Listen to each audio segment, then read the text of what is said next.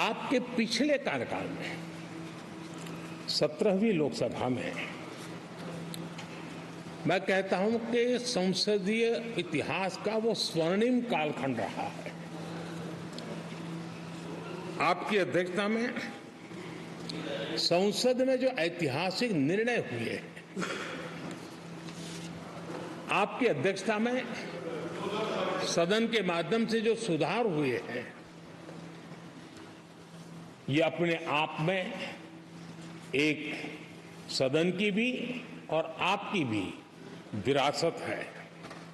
और भविष्य में 70वीं लोकसभा के संबंध में जब विश्लेषण होंगे, उसके विषय में लिखा जाएगा तो भारत के भविष्य को नई दिशा देने में आपकी अध्यक्षता वाली 70वीं लोकसभा की बहुत बड़ी भूमिका रही है। आदरणीय अध्यक्ष जी, 17वीं लोकसभा में नारी शक्ति वंदन अधिनियम 2023, जम्मू कश्मीर पुनर्गठन विधेयक, भारतीय न्याय संहिता, भारतीय साक्ष्य बिल, भारतीय नागरिक सुरक्षा संहिता, सामाजिक सुरक्षा संहिता, digital personal data protection bill, मुस्लिम महिला विवाह अधिकार संरक्षण विधेयक, transgender persons protection of rights bill, consumer protection bill, direct tax, विवाद से विश्वास विधेयक, सामाजिक, आर्थिक और राष्ट्रीय महत्व के ऐसे कितने ही महत्वपूर्ण ऐतिहासिक कानून 17वीं लोकसभा में आपकी अध्यक्षता के अंदर इस सदन ने पारित किए हैं और देश के लिए एक मजबूत नींव बनाई है।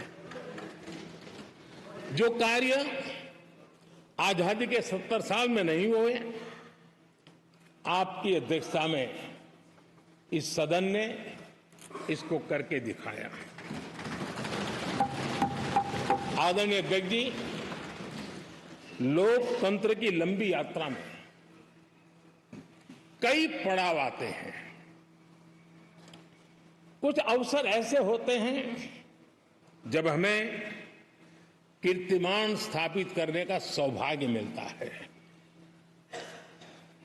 17वीं लोकसभा में उपलब्धियां, मुझे पूरा विश्वास है देश आज भी और भविष्य में उसका गौरव करेगा। आज देश अपनी आकांक्षाओं की पूर्ति के लिए भारत को आधुनिक बनाने की दिशा में जब हर तरह से प्रयास हो रहे हैं, मैं मानता हूं कि ये नया संसद भवन भी अमृतकाल के भविष्य को लिखने का काम करेगा और वो भी आपकी अध्यक्षता में। नए संसद भवन में हम सबका प्रवेश आपकी ही अध्यक्षता में हुआ और आपने संसदीय कार्यप्रणाली को प्रभावी और जिम्मेदार बनाने का कई महत्वपूर्ण फैसले लिए हैं और इसलिए लोकतंत्र को मजबूती देने में मदद मिली है।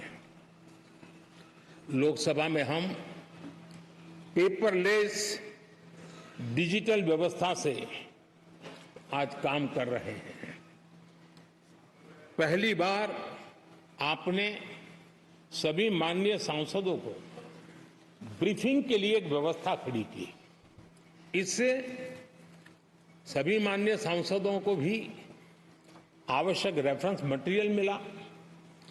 उसके कारण सदन की चर्चा अधिक पुष्ट हुई और ये आपका एक अच्छा इनिशिएटिव था जिसने सांसदों में भी विश्वास पैदा किया। हाँ, मैं भी कुछ कह सकता हूं, मैं भी अपने तर्क दे सकता हूं। तो एक आपने अच्छी व्यवस्था को विकसित किया है। आदरणीय अध्यक्ष जी, G20 भारत की सफलता के एक महत्वपूर्ण पृष्ठ है। लेकिन बहुत कम चर्चा हुई है, वो है P20 और आपके नेतृत्व में G20 देशों के जो पीठासीन अधिकारी हैं, स्पीकर्स हैं, उनका सम्मेलन आपकी अध्यक्षता में हुआ। और अब तक P20 के जितने सम्मेलन हुए हैं उसमें ये ऐसा अवसर था कि दुनिया के सर्वाधिक देश आपके निमंत्रण पर भारत आए और बहुत ही उत्तम प्रकार के निर्णय उस समिट में हुए और उसने विश्व में भारत की लोकतंत्र की जो प्रतिष्ठा है उसको गौरव देने में बहुत बड़ा रोल अदा किया है। आदरणीय अध्यक्ष जी, ये हमारा भवन ये सिर्फ 4 दीवारें नहीं है। हमारा ये संसद 140 करोड़ देशवासियों की आशा का केंद्र है।